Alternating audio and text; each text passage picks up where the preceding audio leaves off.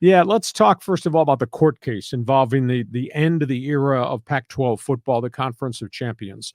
For those of you who are not aware, we got 10 schools. It started with USC and UCLA leaving to go to the Big Ten, and then it got worse and worse in the TV contract negotiations, and suddenly Oregon and Washington were gone, and the rest of the bunch wound up going to the Big 12, Arizona State, Arizona, and then two at the last minute, Stanford and Cal, went across the country to join the Atlantic Coast Conference. So there's only two schools left, Oregon State, Washington State, in what was the Pac-12.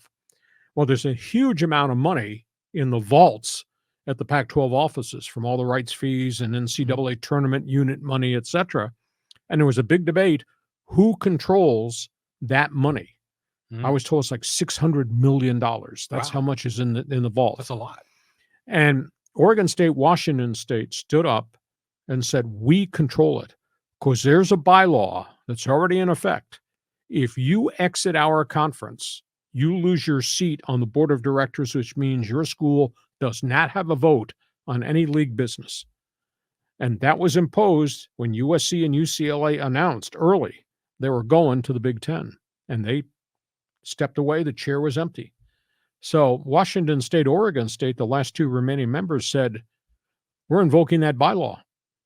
Well, the University of Washington said, no, you're not. We're going to court. So they went to court, and the judge ruled, it's right there. Bylaw 6, I think it's called. You lose your seat on the board of directors because you've vacated your membership in the conference. Yeah. So Washington appealed it. Washington State Court of Appeals, Friday night, delivered an early Christmas present to Oregon State, Washington State. He sided with them. He turned down the appeal from the University of Washington, who was representing all the others. But he did issue kind of a sidebar part of the decision, which nobody's paid attention to. He told Oregon State, Washington State, you two have now the controlling powers for any business decisions. Now, you owe these other 10 members certain amounts of money for the 2024 season. You will deliver that money, but you get to keep all the other big-time assets from history. Mm-hmm. He also ruled you're taking over control, Washington State, Oregon State. You're also liable, since you're running the conference, to any litigation that's out there. And there's like 4 lawsuits right now that the old Pac-12 was involved in. Mm-hmm. So that's the end result, is the Pac-12 will be run by the Cougars and the Beavers, but they also inherit the court cases, the liability, et cetera. It'll be fascinating to see what they do with the commissioner.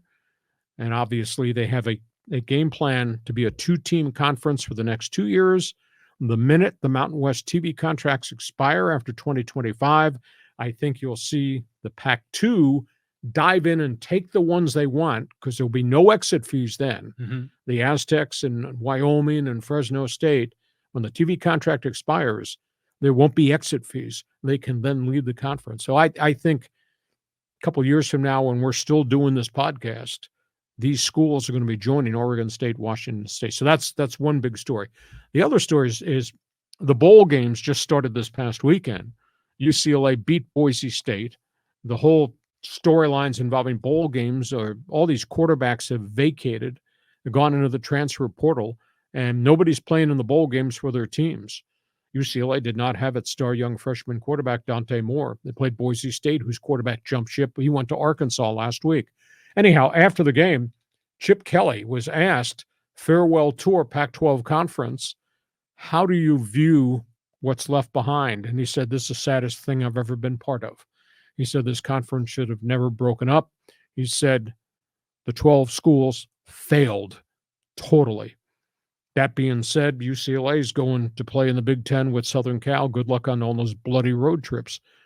But he made a really interesting comment. He says, going forward, what I think should happen is a 64-team super conference. Would all be lumped together, would all be a Power 5 super conference. All the TV money from all the networks, which is driving all this relocation, all this TV money would go into a pot. We would all share it equally. One conference wouldn't be getting $60 million per team, another conference getting $31 million.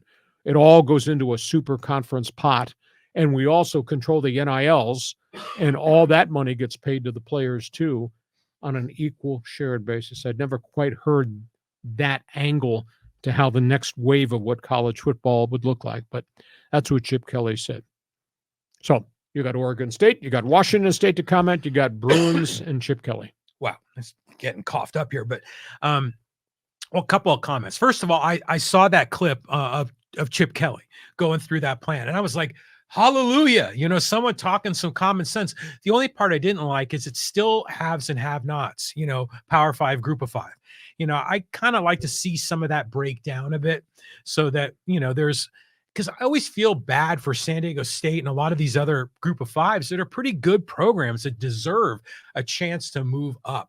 So maybe they do that with a relegation system like Premier League. I don't think it'll be relegation, but let's be honest here. If this thing goes down the road the way we think it goes down, once the TV contracts expire for the Mountain West, all these schools become free agents, and then Oregon State, Washington State, and whoever's running the Pac-2 at that point can call San Diego and can call Boise and can call Fresno and call Laramie and say, you got the chance now to come join us. You're free. And now suddenly Pac-2 becomes maybe the Pac-8. Well, I think Oregon State, Washington State might want to make those phone calls more quickly than possible because they may need other partners to share the liabilities of the Pac-2 going forward. So they're not holding, 50% of the bag. They might want to spread their risk around. Okay, so that's where we are in college football.